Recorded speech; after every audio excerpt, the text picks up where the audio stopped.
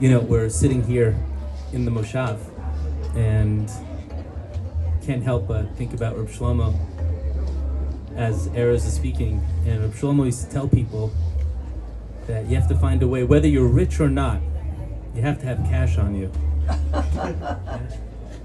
And he said, and the same goes with Torah. He says, whether you're a Talmud Chacham or not, you have to have cash Torah on you.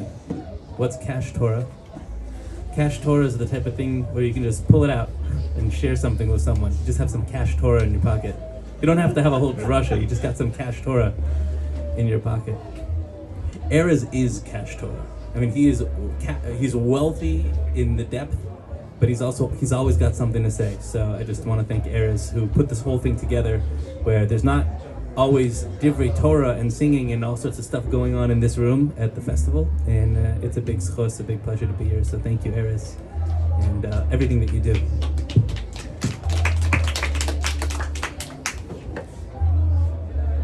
Speaking about Erez said a story the other day.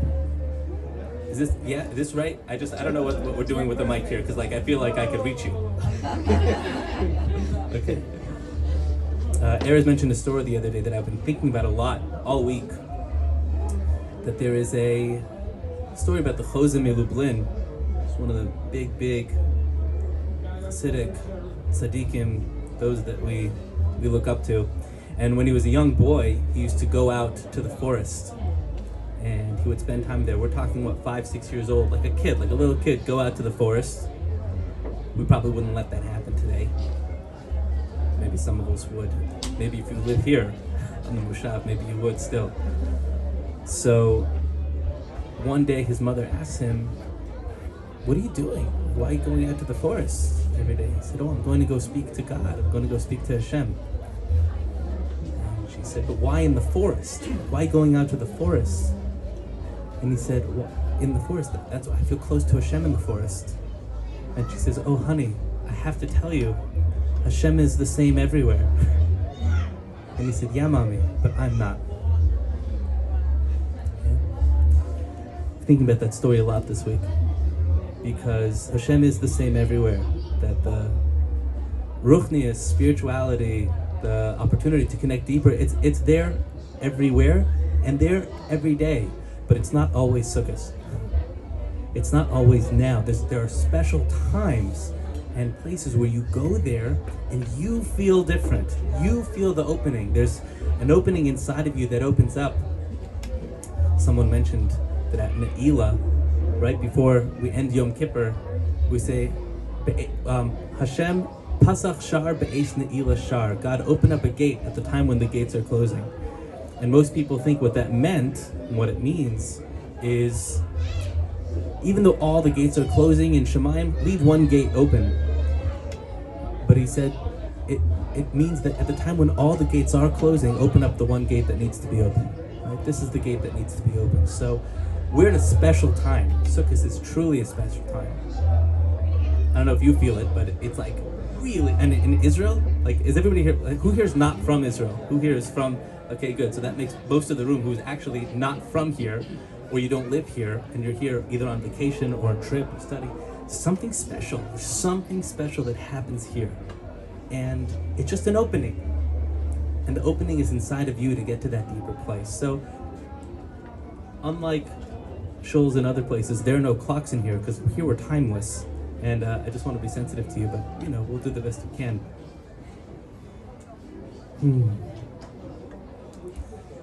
So we're in a journey, and we're all at different stages of our journey. We came in all more or less the same, and we'll leave this place all more or less the same. I'm talking about the Modin Festival. And our lives. This month, Tishrei, is originally, the Arizal says, the whole thing, all the holidays were supposed to happen on one day. So imagine this for a minute. You wake up, you blow shofar, and then you have to fast for a couple hours, and then you build a tent, and you sit in the sukkah, and then you dance with Simchas Torah. Imagine the whole thing all in one day, right?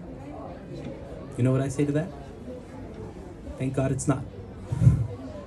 So after the sin of Adam Rishon, God changes the order of reality, And now we get almost an entire month, 22 days to go through this journey that we started just a couple weeks ago, where we're all sitting down and we're listening to some shofar blast, we're listening to the sounds, and that starts our way in this beautiful, beautiful, once a year express train to happiness. And we start with a verse that right before we blow the shofar, we say, Min hametzar karasika. Anani b'merchavka. From the constraints, from the narrowness, I call out to God, and God will answer me in expansion.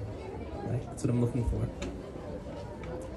So the simple idea is that the shofar starts off narrow and it ends up wide. And when you start narrow and have a wide ending, so the sound of your soul can come through, and you can release something, because you need a little bit of tension in your life to really find that depth and then express it. But there's a deeper idea, which is that the Arizal says we split this month in half, and this is going to be a paradigm for our life. We split the month in half, and the first 10 days are the Aser Simei Tshuva, and those are days where everyone's thinking about vision for the year, they're thinking about their past, they're kind of going through the internal dialogue, and it's a time of questions. Smolo Tachas Laroshi, it's a time of questions. That's Min HaMeitzar Karasika. We're calling out to God when we have questions. You don't always find yourself, calling out to God when it all makes sense. You're just saying thank you. But you're calling out when you've got the question. But when we enter succos, when we enter this time, this is a time when we get to live in the answer. Anani b'merchav, I'm going to try to sit and live in, if I had all the answers to my questions, how would I feel?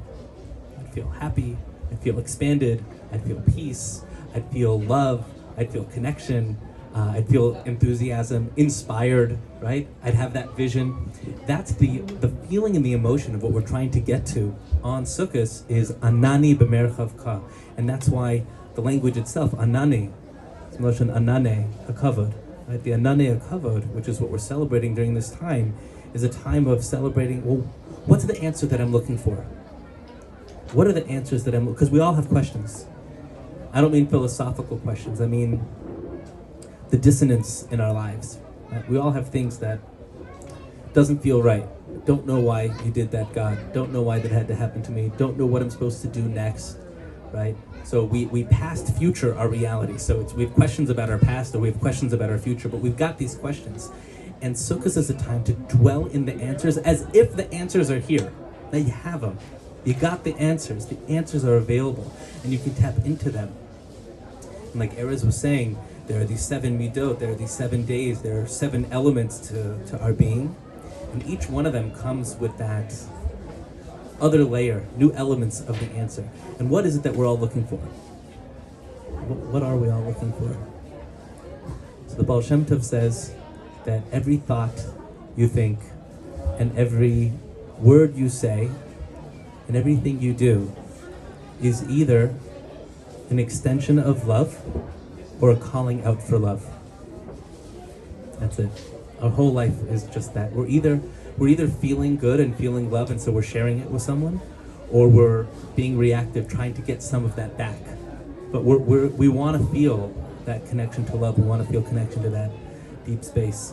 The Zera Kodesh says that if you take love, the word love in Hebrew is ahava, and you take love and you realize that every one of the 7 clouds, every one of the 7 days, every one of these 7 midos is bringing love down into the world, its own flavor. We all have different flavors of love. Yeah. So when you take 7 and you times it by 13, which is ahava, it's gematria sukkah. Right? Because 7 times, those 7 elements of love, that's what we're trying to get to here. We're trying to get to this sukkah of rachamim. So, where is the love? If I were Chaya, I'd go into Alicia Keys mode and start singing. That's her, right? Whatever, they're all the same. It's all the same to me. It's been a while. Baruch Hashem. So there's an interesting, really fascinating, wildly interesting medrash that most people on the planet have never heard of, and it's amazing. And so I'm going to share it. And if you've heard of it, I'm happy. And if you haven't, I'm happy. So we all win. The Gemara in Bab Metzia says that everything that Avram Avinu did for the angels, for the Malachim, when they showed up the day after the bris, we got a special schar for later on. Something happened. Hashem did something for the Jewish people later on. And one of the things, it says, is that he placed them under a tree. V'hisha'anu tachat ha'etz. He placed these malachim under a tree. And the Medrash Tanchuma says because he did that, God gave us the mitzvah of Sukkot. So, it's pretty cool. It's got to tell us something deep and meaningful and rooted about the mitzvah. But when you think about it, well, what did he do already? So he gave them shade. So we got like a shade. Like that's like the big crescendo is, wow, Avram took care of them. It was really hot outside. You know, he was in Israel, by the way. Yeah, it gets very hot here. And he gave them shade. So Hashem said, you gave these people shade, I'll give your people shade.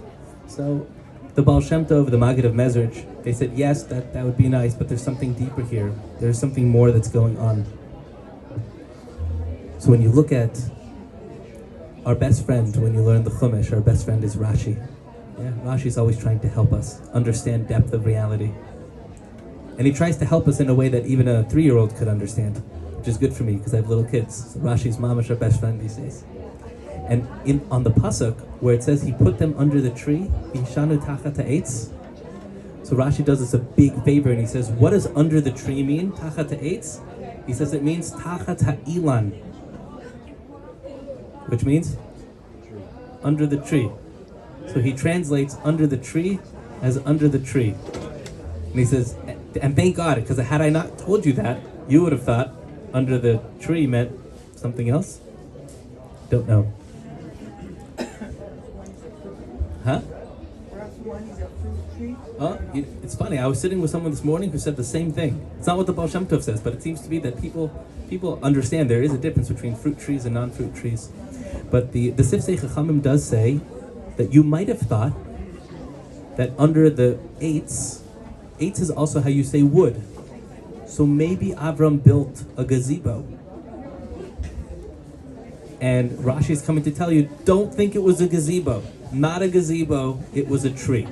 It was actually a tree. So we thank God for Rashi, because otherwise we would have thought the angels were in this sort of tent. So what's really happening? So the Maggid of Mezrich says, if you get this is like the secret of succos, but it's also the secret of life. Avram Avinu, right? We're speaking about love, we're speaking about chesed, kindness, compassion, goodness, wanting to flow over and give to others. So what's the deepest, most loving thing you can do for someone? So the Alter Slabatka, the Zohar, the Maggid, they all say the most loving thing you can do for someone is give someone the feeling of life, to connect them to truth, to give them themselves, when they can really feel their own neshama and they can realize, oh, there's a God consciousness, that what I see with my eyes isn't everything, that there's more, that the stuff I think about myself are just thoughts, and there's something more. Like the moreness, that's the greatest thing you can do for someone. Because yes, of course, it's important to give people food and to give people shelter, and we should do that too. But if it ends there, we're doing them a disservice, because the reason to care about the body and the person is to help them find their soul. Because that's where it's all happening. That's at the depth of the way. So he says, what does it mean that he put them under the tree? V'hish'anu tachas ha'etz, he says, means he brought them and he said, look at the trees. Trees have a part you see, but they also have roots. There's something you see with your eyes, and then there's something you don't see with your eyes. And the thing you don't see with your eyes is where all the life is. That's where all the nutrients are coming from. That's where all the chiyus and the havaya, the being and the energy that's flowing into the tree, it's all coming from the thing you can't see with your eyes. And he was teaching them that all of life is the same as this tree. All of reality, there is a world you see with your eyes, and then there's a world you don't see with your eyes. When you meet someone on the street, you see their face. You might, if you're really good, you pick up on body language, right? If you're a bit empathic, maybe you pick up on their energy. But you have to be aware to know that there's a whole person inside that you just don't see on the surface. There's a whole being that you're sitting with every time you're with someone, right? There's a phrase, I saw it on a magnet somewhere, like everyone's got a challenge inside that nobody knows about, right? Something to that effect. Meaning we all have stuff going on in our lives. There's a whole reality, and you don't see that when you meet someone on the street. You don't see the whole thing. And all the more so in the world, you go out, and there's a whole world that's happening. There's a whole nature that's taking place, and we don't always see what's behind it. But you at least have to be aware of it to look. Are we looking? Are we staying open? And this is important open-mindedness and open-heartedness. Because the moment you think you know everything, that's really when you start to know nothing. And the moment you realize you don't really know very much, that's when you start to be open to knowing everything. Because you can't know it all. But if you're open to the fact that you can't know it all, you start to pay more attention to things as they're happening. So he says, "V'hish'anu tachat ha'etz." He put them under the tree, showing them there's something beneath the tree. There's something beneath reality. When you go beneath reality, you start to connect to the truth. That's why Rashi has to tell us it's a tree and not a gazebo. And it's a nice thing that Elon is also gematria sukkah, right? That the tree he was giving him was trying to teach him that. And the Maggid of Mezrich says, because you tried to teach people that there's a depth to the world, you're going to get this mitzvah called sukkah. And sukkah comes from the word soche. Soche means to see, but a spiritual seeing. Like Sara Imenu's other name was Yiska. Yiska comes from the word soche, beruach hakodesh. She saw a depth of reality. And it also says, Hakol sacha beyafia. Everyone was looking at her beauty. There was a depth. They were seeing something beautiful over there. So Sukkot is this time when we stop everything and we say, okay, I want to live in the answers. If the surface of life is where the questions come, well, the answer is in the roots. The answer is in the depth. The answer is in letting go of maybe some of our preconceived notions about ourselves, about our friends, about our family, about our lives. Maybe we have some beliefs about reality that are, we were handed when we were children, and now we just carry them with us everywhere we go. Maybe they're not the whole picture. Maybe they're a block, or maybe they're just a filter. So now we're seeing all of the world through that filter, and we become aware of that. If there's enough time, I'll show you a story. How are we doing? Yeah, we're okay? There was a time when I had been learning in Israel for about 6 or 7 years at the time. I went a couple years in one yeshiva, a couple years in another yeshiva, and then really going deeper and deeper and deeper. And at some point, I felt that I'd gotten far away from myself.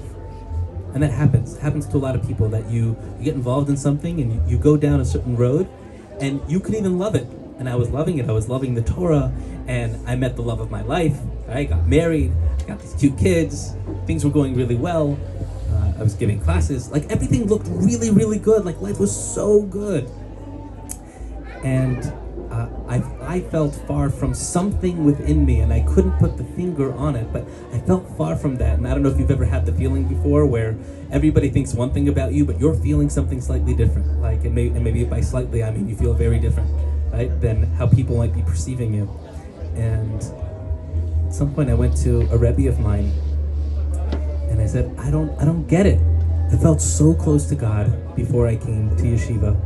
I felt guided by intuition and synchronicities, and I felt miracles were happening in my life all the time. Like life was full of hashgacha pratis, and then I'm like, I wrap myself basically in a Sefer Torah for 6 years, and learning the deepest and the deepest and the deepest of all things. And I feel far. What am I doing wrong? Like, what happened? It's the opposite. And he looked at me and he said, you had a minor lobotomy. That means a brain transplant. And I said, well, that's not good. But this is supposed to be good. He said, yeah, but he said that there's different types of people. He said some people are head and body people. They like to think and to act, and other people are heart and soul people, and they like to feel and to go deep in that way. And we all have all of them, but people have leanings. Some people lean more one way, some people lean more the other way. Some people like to sit and read a deep Safar, and other people want to sit and meditate. It's just, different. We all can enjoy all of it, and he said, and you found yourself in a world that really, really emphasized the mind, really emphasized deep ideas, and you like deep ideas, but your heart, he's like, you're a heart person, you've got a deep heart. I said, so what am I supposed to do? Because I love the Torah, I don't want to walk away from the Torah. And he said, no, this is the best thing that ever happened to you. He said, sometimes in life we go down a road where it really doesn't fit for us. It's not the whole picture. But we need to pick up tools in those areas. We need to pick up certain things that you wouldn't have naturally gone down that road to pick up. You wouldn't have naturally gone down that road to learn those lessons. And so life sets you up in a way to go down that road to get those lessons. He said, but once you figure it out, he said, now you have to turn around, you have to go in, you have to find yourself. And he said, for that you have to quiet down all the voices in your head, for people telling you don't go. I said, well, where's that? So for me personally, he said, you should learn Rabbi Nachman, which is good because today's the Hilula of Rabbi Nachman, so it's a good story to tell. But he said, you should learn some Rabbi Nachman. I think it'll be good for your neshama, it's going to be good for your soul, which it was and still is. The Sukkah is a time to find some quiet. Our lives are loud, very loud. Things are constantly happening, and if it's not outside, then it's inside. Our brains are constantly making noise. Our heart space is constantly being full. There are things happening, there's societal pressures, all the stuff that's happening around us. And Chazal call that a Reshus Harabim, a public thorough place, right? A public area. And when you're in a Reshus Harabim, you're in the domain of a public space. He said there's not a lot of space for you, because you're just another little dot in a sea of dots. He said you have to find a Reshus HaYachid, an internal place, a unified place, a oneness place. And he says a sukkah is a place you go. Halachically, a sukkah has to be a Reshus HaYachid, has to be a place of singularity, a place of unity. The word sukkah, and with this will end, just as a bracha, the word sukkah begins and ends with the letters samech and hey. Yeah? And the middle two letters are chaf and vav. Samech and hey spelled the word has. Anybody know what the word has means? Huh? Quiet. The word has means quiet. Quiet. The word has means quiet. And the two letters on the inside are a chaf and a vav. Chaf vav 26 is pointing to the name of Hashem. That it's only when we quiet all the noise on the outside that we find God on the inside. It's only when we quiet all the noise, the voices, the thoughts, the beliefs that we carry with us, which is the noise of the Reshus HaRabim, that we find our souls. And that's the blessing that I give to all of us in this room, the ones who are in the room, the ones who aren't in the room, the ones who are listening, the ones who aren't listening yet. That we should find the kalim, the vehicles, to help us get to that place of quiet so we can hear the voice of God that already exists within us. And with that, see a deeper reality that Avraham Avinu was trying to help us with all the way. You should be blessed. I do have a couple Sfarim here, and if you want them, you can speak to me. Otherwise, I'm going to go find my family.